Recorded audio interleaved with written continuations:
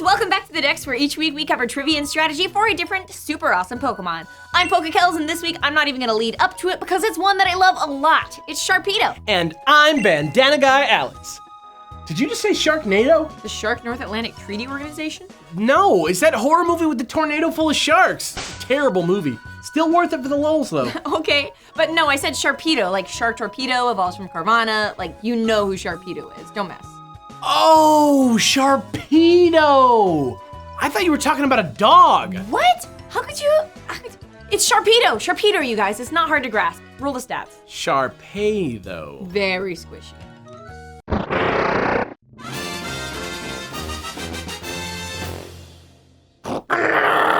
Sharpedo is called the brutal Pokemon, the bully of the sea, the bandit of the sea, the vicious and sly gangster of the sea, and the ruffian of the sea. I'm not joking, those are all canon nicknames.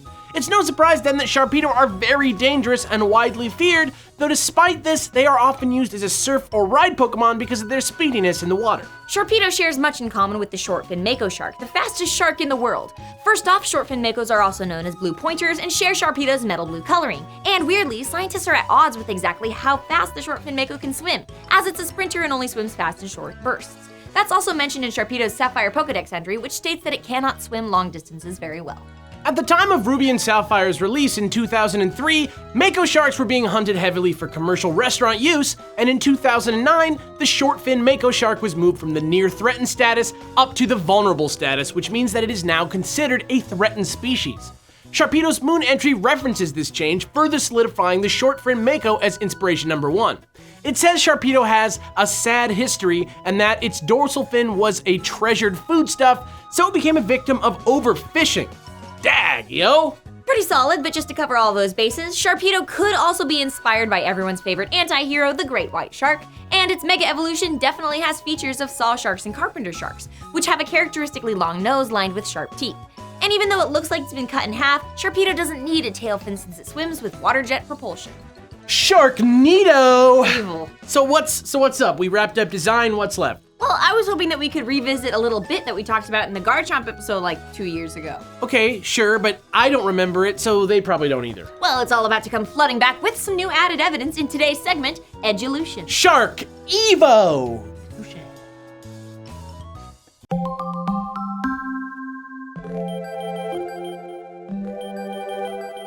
So the theory's this. The Garchomp and Sharpedo evolution lines seem to be close relatives of one another. It's easy to draw the parallels to their coloring and similar aesthetic, and they're both sharks, sure, but is there any other evidence that links these Pokemon together? They're not even from the same game. Okay, sure. So first I want to talk about a real adaptation that sharks have called dentricles. Shark skin looks smooth, but it's actually made up of hard tooth-like scales that make their skin feel like sandpaper. They're arranged in a spiral pattern around their body and reduce their drag in the water. Sharpedo and Garchomp both share the ability rough skin, though for Garchomp, it's the hidden ability, almost like a trait from a different ancestor. Come to think of it, Gible's Pokedex entry in Pokemon Pearl does mention that it once lived in the tropics, which is most likely referring to Hoenn, and Carvana's entry says that it lives in rivers in the jungle, so that checks out too.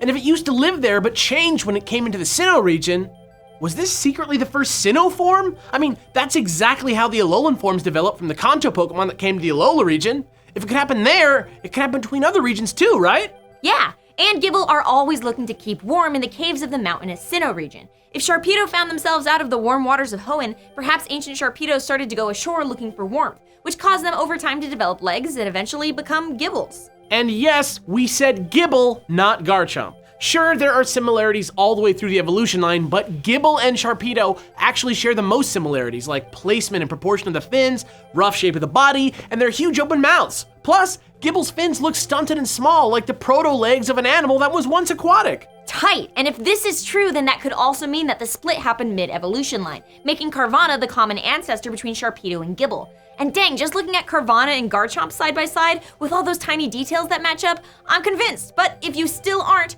when Garchomp got a Mega Evolution, its normally bland shiny coloration changes to a flashy shade of fuchsia, which matches Sharpedo's shiny coloration to a T.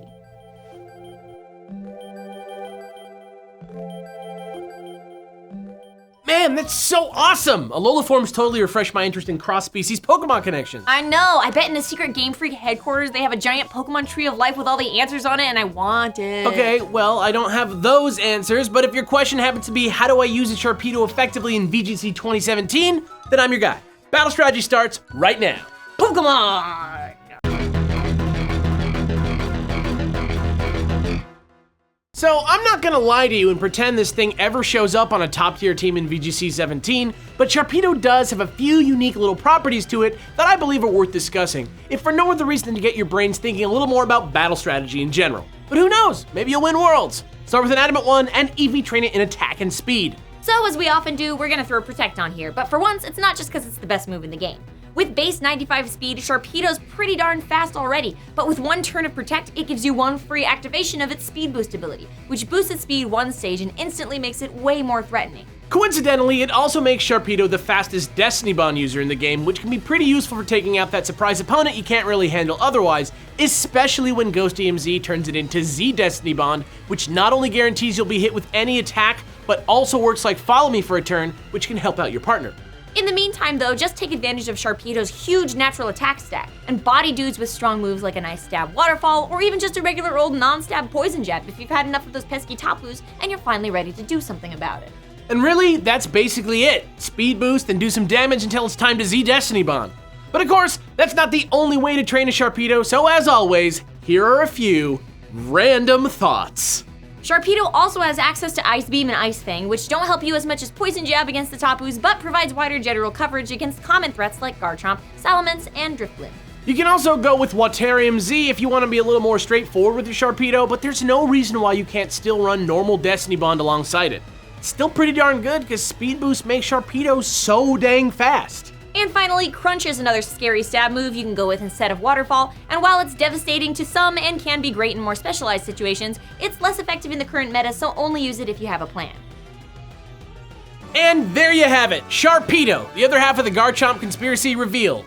You know, I think there really might be something to that. Right? But speaking of Sharpedo, everyone's actually going to be saying Sharp T though when they see you strutting down the boardwalk in one of our hip new Dex tees, which you can go grab right now following the link in the description to theyeti.com/thedex. And while you're down there, why not also give a look at our official Dex Discord, where not only is there something for every kind of Pokemon fan, but also me and Alex appear sometimes like mysterious unicorns. If you want to see more Pokemon trivia, click one of these neat new end cards over here. And if you have a moment, just take a second to acknowledge all our fine Patreon supporters, because not only do they support us financially, but also they support us emotionally. Help! I'm a nervous wreck inside. Thanks for watching.